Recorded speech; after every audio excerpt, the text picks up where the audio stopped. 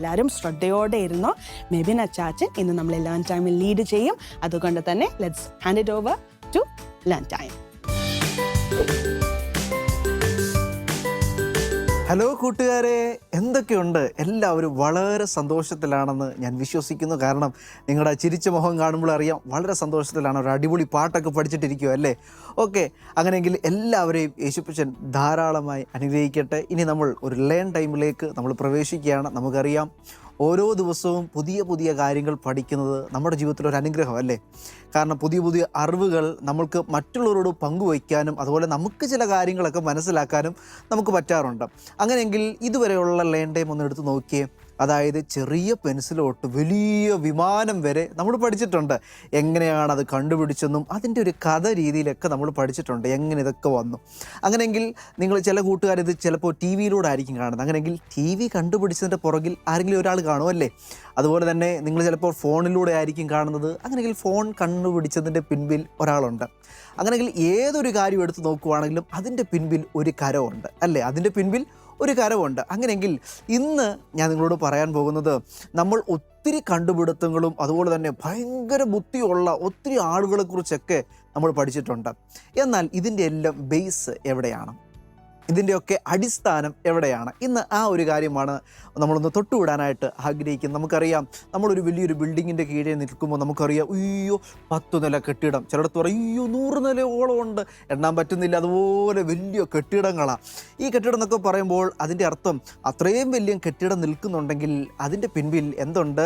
ഒരു അടിസ്ഥാനം അതിനുണ്ട്, ഒരു വലിയൊരു ഫൗണ്ടേഷൻ അതുണ്ട്. ആ ഫൗണ്ടേഷൻ ഉറപ്പാണ് അത്രയും വലിയ കെട്ടിടം ഉറച്ചു നിൽക്കുന്നത്. അങ്ങനെയെങ്കിൽ നമുക്കറിയാം നമ്മളിന്ന് കാണുന്ന ഏതൊരു കാര്യവും, ഏതൊരു കണ്ടുപിടുത്തം നമ്മളിന്ന് ചുറ്റും കാണും. നമ്മളൊന്ന് ഓർത്ത് നോക്കിയേ, നിങ്ങൾ നിൽക്കുന്ന സമയം തന്നെ നിങ്ങളൊന്ന് വീടിന് ചുറ്റും, ആ റൂമിന് ചുറ്റും ഒന്ന് കണ്ണു ഓടിച്ചേ. അതായത് നോക്കുമ്പോൾ ചില കാണും, ഫാൻ കാണുന്നു, ലൈറ്റ് കാണുന്നു, ഓരോ കാര്യങ്ങൾ കാണുന്നുണ്ടല്ലേ? അപ്പോൾ ഇതിൻ്റെ പിൻപിലൊക്കെ കണ്ടുപിടിച്ച ആളുകളുണ്ട്. അങ്ങനെയെങ്കിൽ ഒന്ന് ഓർത്ത് നോക്കിയേ, അങ്ങനെ കണ്ടുപിടിച്ച ചില കണ്ടുപിടുത്തങ്ങൾ, കണ്ടുപിടിച്ച ചില വ്യക്തികൾ, ഇവരൊക്കെ ഇങ്ങനെ നിൽക്കുമ്പോൾ നമ്മൾ ആദ്യം മനസ്സിലാക്കണം, ഇവരൊക്കെ വലിയ സംഭവങ്ങളായി നമ്മൾ പറയാറുണ്ട്. ശരിയാണ്, ദൈവം അവർക്ക് കൊടുത്ത ബുദ്ധിയാണ്. എന്നാൽ ഇതെല്ലാം പഠിക്കുമ്പോൾ കൂട്ടുകാർ ഒരു കാര്യം തിരിച്ചറിയണം, എവിടുന്ന് ഇതെല്ലാം ആരംഭിച്ചു? ഇതെല്ലാം ആരംഭിച്ചു? ഇപ്പോൾ ഞാനും നിങ്ങളൊക്കെ നിൽക്കുന്നു, നമ്മളിവിടെ നിൽക്കുന്നുണ്ടെങ്കിൽ നമ്മൾ വലിയ ബുദ്ധിയുള്ള ആൾക്കാരൊക്കെ ആയിരിക്കും, പഠിക്കാനൊക്കെ 100 മാർക്കാണെങ്കിൽ 100 മേടിക്കുന്നവരൊക്കെ ആയിരിക്കും. നമ്മൾ നിൽക്കുന്നുണ്ടെങ്കിൽ നമ്മൾ നിൽക്കുന്ന എവിടെയാണ്? നമ്മൾ ഭൂമിയിലാണ് നിൽക്കുന്നത്. അങ്ങനെയെങ്കിൽ ഈ ഭൂമിക്ക് എന്തുണ്ട്? ഒരടിസ്ഥാനമുണ്ട്. അങ്ങനെയെങ്കിൽ എന്തായിരിക്കും? അതിനെക്കുറിച്ച് ചെറിയൊരു കാര്യം നിങ്ങളോട് പറയാം. ബൈബിൾ എടുക്കുമ്പോൾ മെസ്സേജ് അതൊന്നും ചിന്തിക്കേണ്ട കേട്ടോ, പ്രസംഗമൊന്നുമല്ല. ഇതൊന്ന് മനസ്സിലാക്കാൻ വേണ്ടി ഒരു വാക്യം ഞാൻ നിങ്ങളോടൊന്ന് വായിച്ച് കേൾപ്പിക്കാം. യെശയ്യാവ് 48-ാം അധ്യായം അതിൻ്റെ 13-ാം വാക്യത്തിൽ എന്താ കാണുന്നറിയാമോ? എന്താണെന്നോ പറഞ്ഞുതരാം. അവിടെ കാണുന്നത്, എൻ്റെ കൈ ഭൂമിക്ക് അടിസ്ഥാനമിട്ടു, എൻ്റെ വലം കൈ ആകാശത്തെ വിരിച്ചു, ഞാൻ വിളിക്കുമ്പോൾ അവയൊക്കെയും ഉളവായിത്തീരുന്നു എന്നൊക്കെയുള്ള ഒരു ഭാഗം കാണുന്നുണ്ട്. അതൊന്നും നിങ്ങൾ നോക്കണ്ട, ഇത് ഇത്രയും കേൾക്കുക. എൻ്റെ കൈ ഭൂമിക്ക് അടിസ്ഥാനമിട്ടു. അപ്പോൾ അങ്ങനെയെങ്കിൽ ഇന്ന് നമ്മൾ കാണുന്ന ഏതൊരു കാര്യത്തിൻ്റെ പിൻപിലും ദൈവം ഇട്ട ഒരടിസ്ഥാനം. അങ്ങനെയെങ്കിൽ നിങ്ങളുടെ കൂട്ടുകാർ പറയുമോ, നീ അറിഞ്ഞോ, ഇന്നടത്തൊരു കണ്ടുപിടുത്തം നടന്നു എന്നൊക്കെ അവർ പറയുമ്പോൾ നമ്മൾ പറയണം, നിനക്കറിയാവോ, അവർ വലിയ ബുദ്ധിയോടെ കണ്ടുപിടിച്ചതാണ്. പക്ഷേ അവരിത് കണ്ടുപിടിച്ചതിൻ്റെ പിൻപിൽ ഒരു കാരണമുണ്ട്. കാരണം അവർക്ക് കൊടുത്ത ഒരു ബുദ്ധി. അവർ അങ്ങനെ ഒരു കണ്ടുപിടുത്തം നടത്തുന്നുണ്ടെങ്കിൽ തീർച്ചയായിട്ടും അതിൻ്റെ പിൻപിൽ ഒരാളുണ്ട്. അപ്പോൾ നിങ്ങൾ പറയും, ഒരു കാറാണെങ്കിൽ കാറിൻ്റെ പിൻപിൽ അതിൻ്റെ പിൻപിൽ ചലിച്ചൊരു ബുദ്ധിയുണ്ട്, അതിൻ്റെ പിൻപിൽ ചലിച്ചൊരു വ്യക്തിയുണ്ട്. അങ്ങനെയെങ്കിൽ ആ വ്യക്തിക്കും പിൻപിൽ ഒരാളോ? അതാരാ എന്ന് ചോദിക്കുന്നുണ്ടല്ലോ, അത് മറ്റാരുമല്ല, നമ്മൾ നമ്മൾ ആരോട് പ്രാർത്ഥിക്കുന്നു ആ ദൈവമാണ് സകലതിനും സകലതിനും അടിസ്ഥാനമിട്ടത്. ഏതൊരു കാര്യം എടുത്ത് നോക്കി അങ്ങനെ തന്നെയാണ്. അങ്ങനെയെങ്കിൽ നമ്മൾ ഇതിനെക്കുറിച്ച് കുറച്ചുകൂടെ അറിയണം എന്നുണ്ടെങ്കിൽ നമുക്കറിയാം, ഉൽപ്പത്തി പുസ്തകം എടുത്ത് നോക്കുമ്പോൾ, അല്ലെങ്കിൽ പപ്പയുടെ മുമ്പോട് ചോദിച്ചാൽ മതി, അവർ പറഞ്ഞു തരും. എല്ലാത്തിൻ്റെ ആരംഭം ഉൽപ്പത്തി കാണാൻ കഴിയുന്നുണ്ട്. നമുക്കറിയാം, നമ്മൾ ഓപ്പറേഷനൊക്കെ ഭയങ്കര സംഭവമായിട്ട് നമ്മൾ പറയാറുണ്ട്. ഒരു ഓപ്പറേഷനൊക്കെ എങ്ങനെ നടത്തും? ഒരു ചെറിയൊരു കയ്യബദ്ധം പറ്റിയ മരിച്ചു പോകത്തില്ലയോ? ഓപ്പറേഷനൊക്കെ അങ്ങനെ അല്ലയോ? എങ്ങനെ ഇതൊക്കെ നടക്കുന്നേ? അതിൻ്റെ പിൻപിലും ഉൽപ്പത്തിയിൽ തന്നെയാണ് അതിൻ്റെ അടിസ്ഥാനം എന്ന് പറയുന്നത്. അയ്യോ, എന്തു വലിയ കാര്യം നോക്കണേ. അത് നിങ്ങൾക്കറിയാം, ചില കൂട്ടുകാർക്കൊക്കെ അറിയാം. കാരണം നമുക്കറിയാം അനസ്തേഷ്യയൊക്കെ മയക്കിയിട്ടാണ് ഓരോ ഓപ്പറേഷൻ നടക്കുന്നത്. അനസ്തേഷ്യ ഉൾപ്പെടെ അന്നാണ് ആദ്യമായി സംഭവിച്ചത്.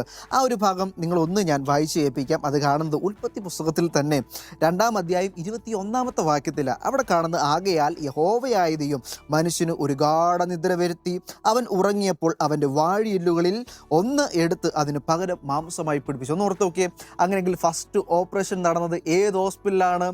ഏതേൻ തോട്ടത്തിലാണ് നടന്നത്. അങ്ങനെയെങ്കിൽ ഏതൊരു കാര്യത്തിന് പിൻപിൽ എന്തുണ്ട്?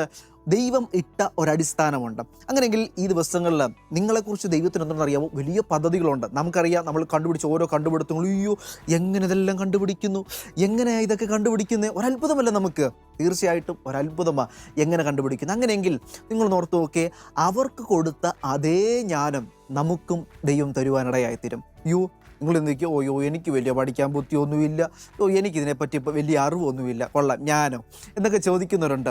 നിങ്ങൾക്ക് ശലോമോൻ എന്ന വ്യക്തിയെക്കുറിച്ചൊക്കെ അറിയാം. ശലോമോൻ വലിയ ജ്ഞാനിയായി തീർന്നു. അതിൻ്റെ കാരണം എന്താണ്?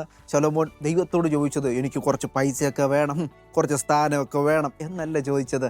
ആ ശലോമോൻ എന്ന ആ ദൈവമനുഷ്യൻ ചോദിച്ചത് ഇപ്രകാരമാണ്, എനിക്കൊന്നും കിട്ടിയില്ലെങ്കിലും എനിക്കൊരു ജ്ഞാനം വേണം, ജ്ഞാനമുള്ളൊരു ഹൃദയം, വിവേകത്തോടെ കാര്യങ്ങൾ ചെയ്യാൻ പറ്റണം. ഈ ഒരു കാര്യം ചോദിച്ചപ്പോൾ അവനെ സകലരിലും അവനെ ജ്ഞാനിയാക്കി തീർത്തു. അങ്ങനെയെങ്കിൽ അതേ ജ്ഞാനം നൽകിയ ദൈവം ഇന്നും നമ്മോട് കൂടെയുണ്ട്. അങ്ങനെയെങ്കിൽ നിങ്ങളിലൂടെ ദൈവത്തിന് വലിയ പദ്ധതികളുണ്ടെന്ന് നിങ്ങൾ തിരിച്ചറിയുക. അങ്ങനെയെങ്കിൽ ഇനിയുള്ള ദിവസങ്ങൾ നിങ്ങൾ നോക്കിയോ, ഓരോ കണ്ടുപിടുത്തങ്ങളുടെ കാര്യങ്ങൾ ഇവിടുത്തെ അച്ചച്ചന്മാരും ചേച്ചിമാരും ഒക്കെ നിങ്ങൾക്ക് പറഞ്ഞു തരും. ഇന്നലകളിൽ നിങ്ങൾ കേട്ടതാണ് ഓരോ വലിയ കണ്ടുപിടുത്തങ്ങൾ. അങ്ങനെയെങ്കിൽ ഇനിയുള്ള ദിവസങ്ങൾ നിങ്ങൾ പുതിയ പുതിയ കണ്ടുപിടുത്തങ്ങളൊക്കെ കേൾക്കുമ്പോൾ നിങ്ങൾ ആർക്കാ മഹത്വം കൊടുത്തെന്നറിയാം. നിങ്ങൾ വലിയ ആളുകൾ വലിയ ഫാനായിരിക്കും. ഞാൻ ആളുടെ വലിയ ഫാനാണോ, ഭയങ്കര ബുദ്ധിയല്ലയോ ഇതൊക്കെ പറയുമ്പോൾ, അല്ല, ഇതിൻ്റെ എല്ലാത്തിൻ്റെ പിൻപിൽ ദൈവമാണ് എല്ലാത്തിനും അടിസ്ഥാനമിട്ടത്. അങ്ങനെയെങ്കിൽ ഈ ദിവസങ്ങൾ വിശ്വസിക്കുക. എൻ്റെ ജീവിതത്തിൽ എവിടെയെങ്കിലും ഞാൻ ഒന്ന് പഠിത്തത്തിൽ പുറകോട്ടെന്ന് തോന്നുവാണെങ്കിൽ, അതുകൊണ്ട് ഒറ്റൊരു കാര്യം നിങ്ങളോട് പറയുന്നത്, അങ്ങനെ പുറകോട്ട് പോയെന്ന് ആരെങ്കിലും ചിന്തിക്കുന്നുണ്ടെങ്കിൽ തീർച്ചയായിട്ടും ഇവർക്കെല്ലാം പകർന്ന ജ്ഞാനം, അതായത് ഇനിയുള്ള ദിവസങ്ങൾ നിങ്ങൾ കേൾക്കാൻ പോകുന്ന ഓരോ ലൈൻ ടൈമിലെ ഓരോ എപ്പിസോഡുകളും ഓരോ വ്യക്തികളെക്കുറിച്ചുള്ള ഓരോ കണ്ടുപിടുത്തങ്ങളെക്കുറിച്ചുള്ള കാര്യങ്ങളൊക്കെ കേൾക്കുമ്പോൾ അവർക്ക് കൊടുത്ത ജ്ഞാനം ദൈവം എനിക്കും തരും. എൻ്റെ ജീവിതത്തിലും ദൈവം അതുപോലെ ജ്ഞാനത്താൽ എന്നെ നിറയ്ക്കും. അങ്ങനെയെങ്കിൽ കൂട്ടുകാരെ, നിങ്ങൾ റെഡിയാണോ? നമ്മുടെ ഏതൊരു വിഷയത്തിന് പിൻപിലും ദൈവത്തിന് ഒരു കരമുണ്ട്. ഈ ദിവസങ്ങളിൽ ആ ദൈവത്തിൽ ആശ്രയിക്കുവാൻ എൻ്റെ എല്ലാ കൂട്ടുകാരെയും യേശുവിനെ സഹായിക്കട്ടെ. God bless you all. That was so amazing. അല്ലെ, ഒരു പുതിയൊരു കാര്യം നമുക്ക് ഇന്നും പഠിക്കാൻ പറ്റി. എന്താ അച്ഛൻ പറഞ്ഞത്? നമ്മുടെ ബൈബിളിൽ എല്ലാത്തിൻ്റെയും ബിഗിനിങ്ങിനെ കുറിച്ച് പറഞ്ഞിട്ടുണ്ട്. നമ്മൾ ഈ ലോകത്തിൽ കാണുന്നതൊന്നും എന്താ പറയുന്നത്, എവിടുന്നോ ഒന്നും വന്നതല്ല. നമ്മുടെ ബൈബിളിൽ ദൈവം നമ്മളോട് ഇതെല്ലാം കൃത്യമായിട്ട് പറഞ്ഞിട്ടുണ്ട്. നമ്മുടെ വലിയ പാസ്റ്റർമാരെല്ലാം പല പ്രാവശ്യം പറഞ്ഞിട്ടുള്ള കാര്യമാണ്. പക്ഷേ അച്ഛൻ പറഞ്ഞപ്പോൾ കുറച്ചും കൂടെ സിമ്പിളായിട്ട് നിങ്ങൾക്ക് മനസ്സിലായില്ലേ? വണ്ടർഫുൾ. അപ്പോൾ അച്ഛനൊരു ബിഗ് താങ്ക് യു. അതൊരു നല്ല സെഷൻ ആയിരുന്നു.